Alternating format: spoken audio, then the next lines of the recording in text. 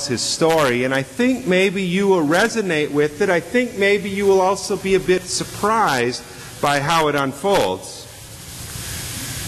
It's the story of being a server in a coffee shop. And he says these words. He says, there is this man who comes into the coffee shop every day, and he orders a small coffee, and then he asks for an extra cup, the large cup, every day.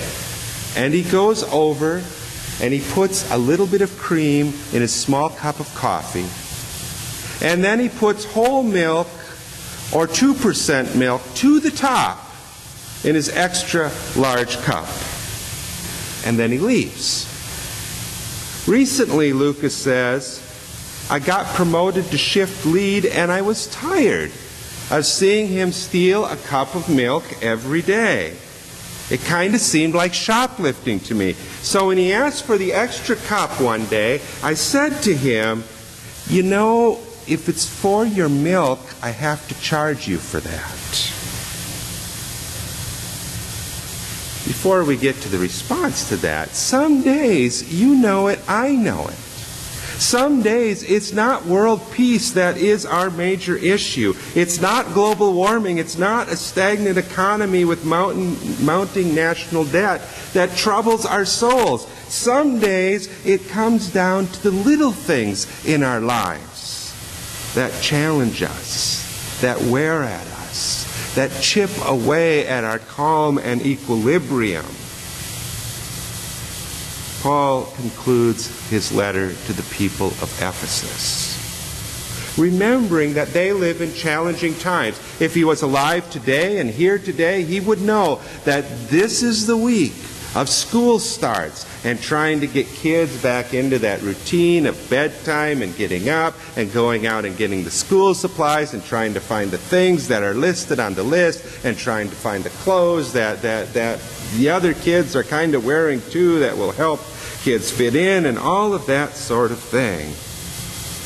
And he knows in his own time there are issues with the Roman Empire, with the Jewish and the pagan and the Christian cultures clashing. If he lived today, he might even be chanting Rolog, Rolog, Rolog, but he might also have looked at the Monday sign up and be a bit worried that there's not someone in every blank. One thing is for certain. Paul knew from his own life, and he says this elsewhere, that there were days when he knew exactly what it was he shouldn't do. And he would end up doing it anyway, or saying it anyway.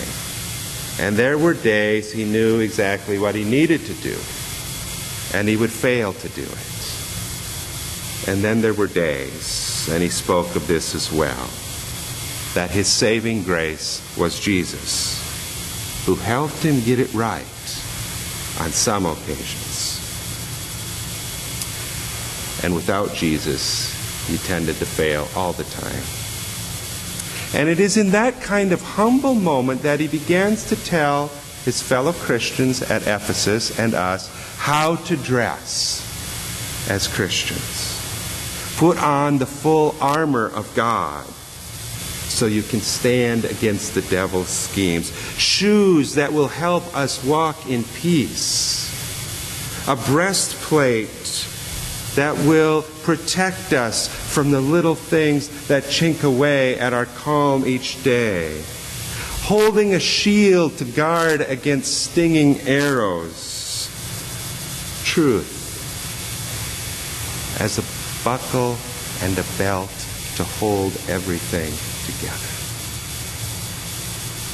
And Paul reminds us we're in a war of sorts. And in case we forget it, well, this is the way Lucas puts it at the coffee shop. I told the man, if you're going to use that extra cup for milk, I really have to charge you for it. And that's when the anger burst loose from this man. The man was angry. Drama time. Call out the manager time. The manager was called out. And Lucas says, do you know what the manager did? The manager disciplined me. She wrote me up because I failed to leave the customer with a positive experience. The man stole, as far as I could tell, and I got written up for trying to politely protect the company's product. He got a gift certificate. I have a demerit on my permanent file, my record. And that seems messed up to me. I have a hunch that each of you have your stories. Stories of, well, it may be a small thing, but when I think of it, it still kind of stings years later. Says Paul, put on the shield to quench those stinging, flaming arrows that come your way. Do not let go of the shield. I was listening to a TED Ed lecture this past week, and I wrote down the name of the person that did the lecture because I thought, I need to go find this person's stuff. Then I promptly lost the name. But I remember the story. It's the beginning of school, so it was a lecture about the education system, a lecture about where the promise is, a lecture about where the pieces of struggle and concern are. And the lecturer was saying he had given a lecture a couple of weeks before, and during the break time he was talking with a man that was attending, and he asked the man, so what do you do? And the man said, well, I'm a fireman. And he said, so how long have you been a fireman? And the man said, I've been a fireman all my life. I don't know. Since the day I was born, I was destined to be a fireman. In elementary school, they'd ask, what do you want to be? And I'd say a fireman, but all the other boys were saying a fireman too. So it really didn't make any difference. But as I aged, the other boys were thinking of doing other things, and I was still wanting to be a fireman. He said, then in 12th grade, it's getting near the end of the year, and about the middle of class, one of the teachers asked me, what do you want to do with your life? And I said, I want to be a fireman. And he said to me, well, I kind of mean when you grow up. You've got good grades, you need to go to college. And for the rest of the class, he told me everything that was wrong with wanting to be a fireman and everything I needed to do to have a happy, fulfilling, meaningful life. And it all began with going to college. He said at the end of that class, I felt humiliated.